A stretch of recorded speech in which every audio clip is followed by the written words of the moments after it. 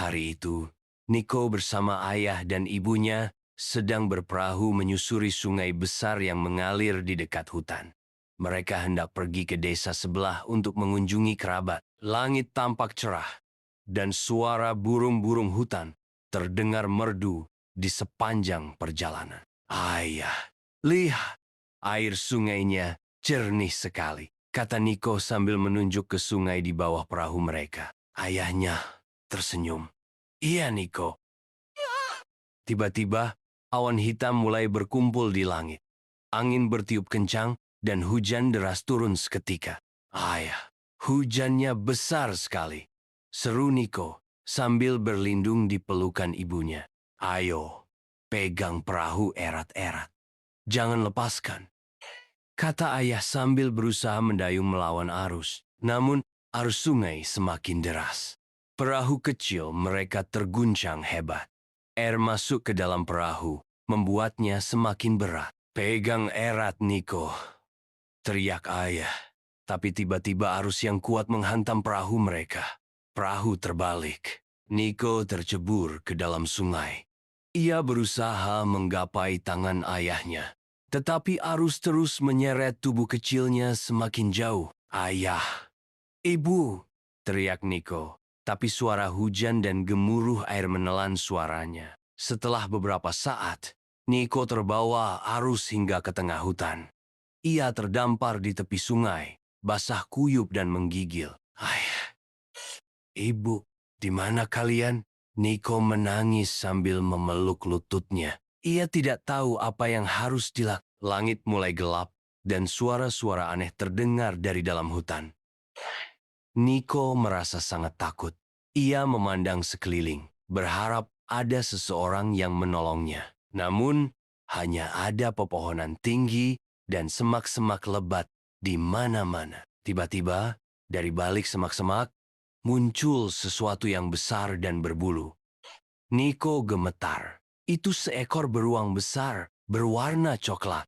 Beruang itu mendekat perlahan, menatap Niko dengan mata tajam. Niko menutup matanya ketakutan dan berbisik, "Jangan makan aku." Namun, beruang itu tidak menyerang. Sebaliknya, ia duduk di depan Niko dan menatapnya dengan hati-hati. Beruang itu mendorong tubuh Niko dengan moncongnya, seolah ingin mengatakan, "Jangan takut." Tetapi tindakannya membuat Niko merasa sedikit lebih tenang. Beruang itu kemudian berdiri dan berjalan perlahan, sesekali menoleh ke arah Niko. Tanya, beruang itu mengangguk kecil. Dengan ragu, Niko berdiri dan berjalan di belakangnya. Beruang itu membawanya ke sebuah gua hangat, jauh dari sungai yang... "Terima kasih, beruang," kata Niko. Malam itu, Niko tidur bersandar pada tubuh besar dan hangat si beruang. Meskipun masih takut dan bingung, ia merasa sedikit lebih aman bersama makhluk besar yang baik hati. Malam semakin gelap, dan suara-suara dari dalam hutan mulai terdengar. "Suatu saat, aku akan kembali bertemu mereka, kan?" tanya Niko, matanya penuh harapan. Beruang mengangguk, meskipun ia tidak bisa berbicara, namun cara ia menatap Niko sudah cukup untuk memberi rasa percaya diri kepada anak itu. Beruang seolah berkata, "Kau pasti akan menemukannya, Niko." Dengan pelukan hangat dari beruang dan cahaya api yang berkedip di malam itu, Niko merasa sedikit lebih tenang. Meskipun kerinduan pada keluarganya masih ada, ia tahu bahwa ia tidak sendirian. Beruang akan selalu menemaninya, dan suatu hari nanti, ia pasti akan kembali ke pelukan ayah dan ibunya. Sambil terlelap dalam tidur yang nyenyak, Niko bermimpi tentang rumahnya, tentang ayah dan ibu yang menunggunya kembali, dan tentang keluarga yang akan selalu saling menyayangi. Pagi itu, udara di hutan terasa segar setelah hujan semalam. Niko dan beruang berjalan bersama menuju sungai untuk mencari ikan, seperti biasa. Namun, ada sesuatu yang berbeda kali ini. Niko merasa ada yang aneh. Ia mendengar suara langkah kaki yang berat dan suara renting patah di kejauhan. "Ada apa, beruang?" tanya Niko dengan suara kecil. Sambil menoleh ke sekitar, beruang menghentikan langkahnya sejenak. Telinga besar mereka terangkat, dan matanya menyapu sekeliling dengan waspada. Ada yang tidak beres. Gumam beruang, meski tidak bisa berbicara, sikapnya jelas menunjukkan bahwa ia merasa terancam. Tiba-tiba, dari balik pohon besar, muncul suara yang lebih jelas, suara beberapa orang yang sedang berbicara dan tertawa. Mereka adalah para pemburu. Niko merasa jantungnya berdebar kencang. Pemburu itu membawa senapan dan terlihat sedang mencari sesuatu. Beruang, mereka mungkin sedang mencari kita, bisik Niko dengan panik. Ia tahu bahwa pemburu tidak akan segan-segan untuk menangkap atau bahkan melukai beruang. Jika mereka tahu ada beruang di hutan ini, beruang menatap Niko dengan penuh perhatian, lalu menuntunnya bersembunyi di balik semak-semak tebal. Mereka bersembunyi di dalam bayang-bayang pepohonan, mencoba untuk tidak terdengar. Namun, langkah para pemburu semakin mendekat. Coba lihat jejak ini. Suara salah satu pemburu terdengar jelas. Ada jejak beruang di sini. Kita harus mengikutinya. Niko menggenggam tangan beruang, takut kalau mereka ditemukan. Apa yang harus kita lakukan, beruang? Beruang berusaha menenangkan Niko dengan cara mengusap kepala Niko dengan lembut menggunakan cakarnya. Ia berusaha memikirkan cara untuk melindungi mereka berdua dari para pemburu yang semakin mendekat. Jangan khawatir, Niko. Kita harus pergi ke tempat yang lebih aman, kata beruang dengan gerakan tubuhnya yang jelas memberikan pengertian. Mereka berdua bergerak pelan-pelan menyusuri hutan, menjauh dari jejak yang dapat ditemukan oleh para pemburu. Beruang tahu hutan ini dengan sangat baik, dan ia mengarahkan Niko ke jalan-jalan sempit dan tersembunyi yang hanya bisa dilalui oleh makhluk hutan. Namun, para pemburu tidak menyerah begitu saja. Mereka terus mengintai, mencari jejak beruang. Tiba-tiba, salah satu dari mereka melihat bayangan besar bergerak di antara pepohonan. Oh, lihat, itu dia. Ya, beruangnya. Teriak pemburu itu membuat Niko terkejut dan merasa sangat takut. Beruang mempercepat langkahnya, berusaha membawa Niko lebih jauh dari para pemburu yang mulai mengejar mereka. Niko merasakan ketegangan yang luar biasa. Ia berlari secepat mungkin di belakang beruang. Meskipun ia merasa lelah, mereka berlari melalui hutan yang lebat, melewati sungai kecil dan menanjak, hingga akhirnya sampai di tepi jurang yang dalam. Beruang berhenti sejenak, menilai keadaan dengan cermat. Para pemburu belum terlalu dekat, tetapi mereka semakin Ayo Niko, kita harus menyeberangi jurang ini, seru beruang dengan gerakan tangannya, mengajak Niko untuk mengikuti. Niko merasa takut, tetapi ia percaya pada beruang. Dengan hati-hati, mereka mulai memanjat tepi jurang yang cukup. Beruang menggunakan cakarnya untuk menahan diri. Sementara saat mereka hampir mencapai tepi jurang yang lain, Niko mendengar suara pemburu semakin dekat. Mereka berteriak memanggil-manggil. Niko berusaha mempercepat langkahnya, hingga akhirnya mereka tiba di sisi jurang yang mereka tidak akan menemukan kita di sini, kata beruang, sambil melihat ke belakang dengan penuh kewaspadaan. Niko duduk di tanah, menarik napas lega. Terima kasih, beruang.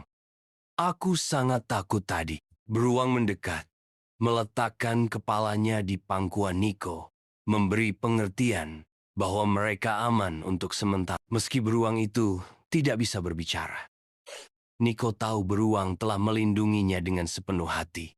Mereka berdua duduk sejenak, menikmati ketenangan setelah pelarian yang melelahkan. Namun, Niko tahu satu hal pasti. Ia tidak akan pernah melupakan hari itu, saat mereka berhasil melarikan diri dari bahaya para pemburu berkat keberanian dan kecerdikan. Setelah melarikan diri dari para pemburu, Niko dan beruang merasa lega. Tetapi mereka tahu bahwa hutan masih penuh dengan bahaya. Kejadian itu membuat Niko merasa lebih waspada dan lebih menyadari betapa berbahayanya hidup di hutan tanpa perlindungan. Namun, meski masih takut, ada sesuatu dalam diri Niko yang mulai Ia merasa lebih kuat dan berani. Hari berikutnya, saat mereka berjalan kembali ke hutan untuk mencari makanan, beruang mengajarkan Niko bagaimana membaca tanda-tanda. Lihat jejak kaki itu, kata beruang menunjuk ke tanah yang basah. Itu jejak rusa. Kalau kita mengikuti jejak ini, kita bisa menemukan tempat yang penuh dengan buah-buah. Niko mengangguk dan mulai mengikuti jejak rusa bersama mereka berjalan lebih jauh ke dalam hutan. Dan meskipun Niko masih merasa takut dengan segala kemungkinan yang bisa terjadi, ia mulai merasa lebih percaya diri. Setiap langkah yang diambilnya membuatnya merasa sedikit lebih berani. Tiba-tiba, mereka mendengar suara gemerisik dari semak-semak di dekatnya.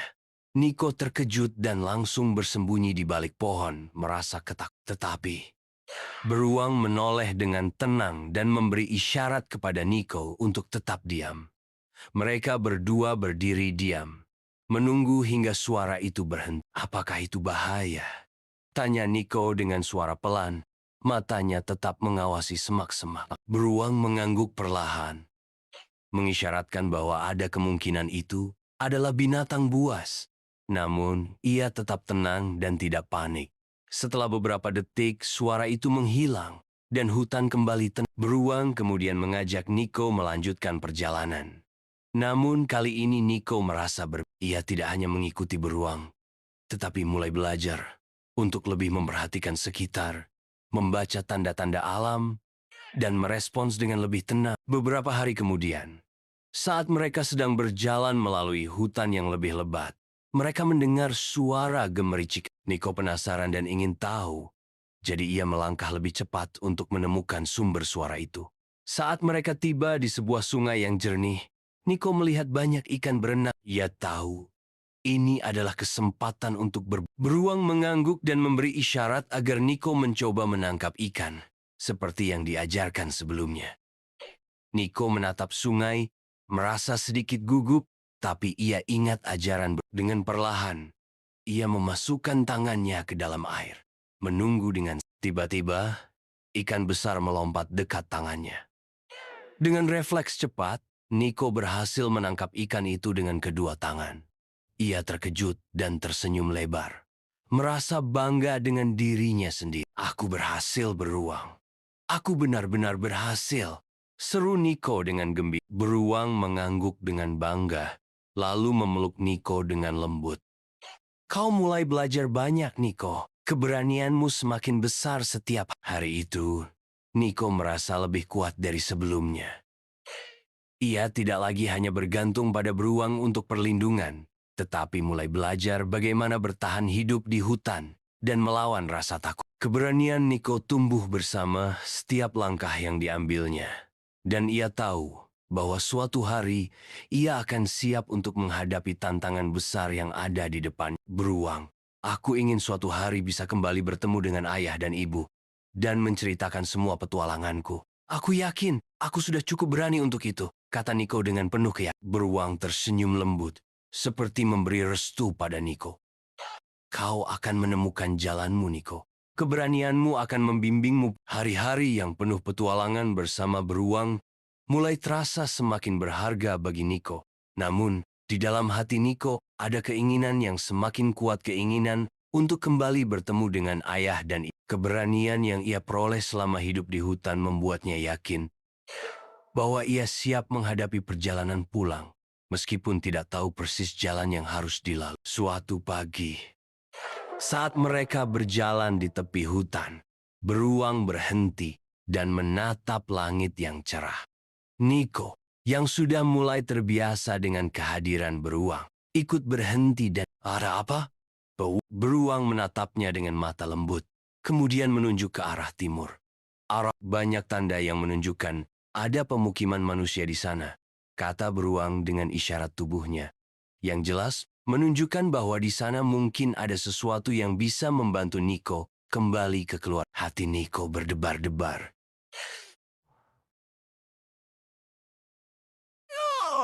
Mungkinkah ini jalan pulang? Beruang mengangguk perlahan, seolah memberinya izin untuk mencoba.